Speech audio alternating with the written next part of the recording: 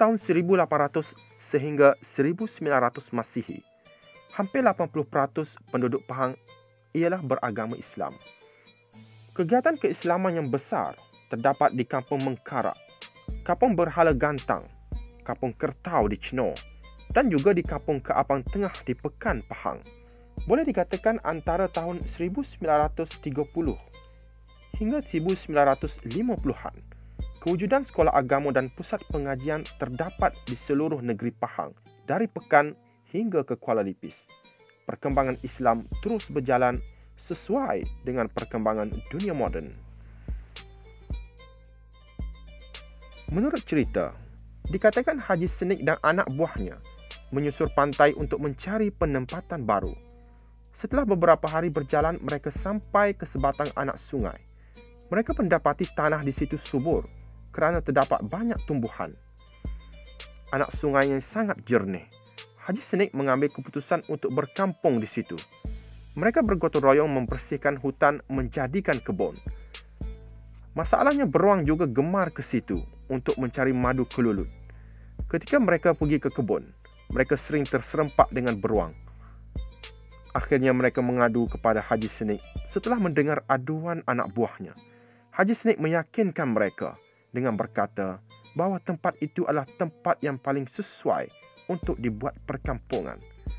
Tambahan pula, mereka hendaklah bekerjasama untuk membuat pagar agar beruang itu tidak masuk ke kebun lagi. Kita berserah kepada Allah sahaja agar segala yang kita buat itu berjaya, tegasnya. Haji Senik beberapa kali menyebut berserah kepada Allah sebagai kata-kata perangsang untuk meyakinkan anak buahnya supaya cekal menghadapi masalah tersebut dan seterusnya tinggal di situ. Bersempena dengan ungkapan berserah kepada Allah, akhirnya anak buahnya menamakan tempat itu Sungai Berserah dan kampung itu Kampung Berserah. Kian hari kampung itu kian terkenal dan penduduknya semakin ramai. Ancaman daripada beruang tidak berkelan. Mereka hidup aman dan damai serta bermuafakat dalam semua hal.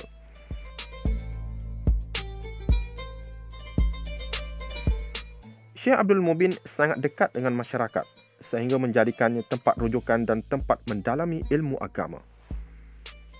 Minat beliau untuk menyebarkan ilmu pengetahuan melalui media cetak ditanamkan oleh gurunya, Syekh Ahmad Al-Fatani. Walaupun banyak karya dihasilkan Syekh Abdul Mubin bernas isinya, namun selaku ulama yang tetap dengan sifat rendah diri, beliau tetap menyatakan bahawa usahanya itu tidak lengkap dan sempurna, sekadar dapat dianggap sebagai akar sebelum ada rotan dan tayamum sebelum ada air mutlak.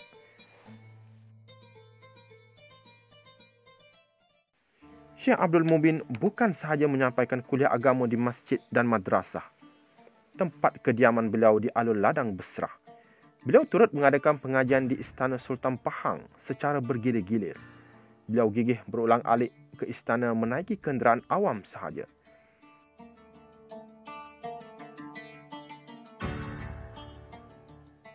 Sebelum Syekh Abdul Mubin pindah menetap di Kampung Besrah, beliau merantau ke beberapa tempat lain mendalami ilmu pengetahuan sekaligus menyebarkan ilmu keislaman.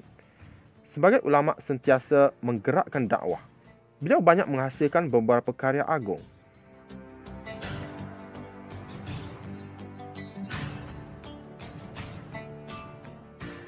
Beberapa hari menjelang 20 Ogos 1948, Syekh Abdul Mubin mengesyorkan kepada pembantunya agar dilangsungkan majlis berkhatan untuk cucunya.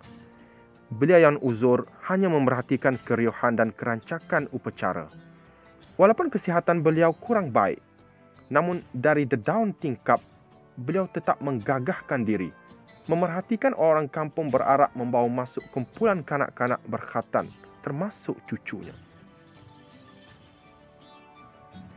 Syekh Abdul Mubin meninggal dunia pada waktu subuh Jumaat bersamaan 14 Syakban 1367 Hijrah ketika berusia 64 tahun. Beliau dikebumikan jam 12.30 malam di perkuburan Besrah, Kuantan, Pahang. Al-Fatihah.